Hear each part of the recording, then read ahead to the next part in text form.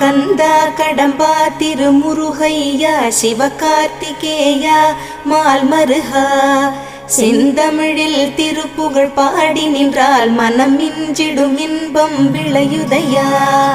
சிரகிரி வேலவனை காண்கையிலே விழிவோரம் கண்ணீர் பெருகிடுமே கந்த சஷ்டி கவச்சம் போதுவோர்க்கு கந்தன் கருணை என்றும் துணை வருமே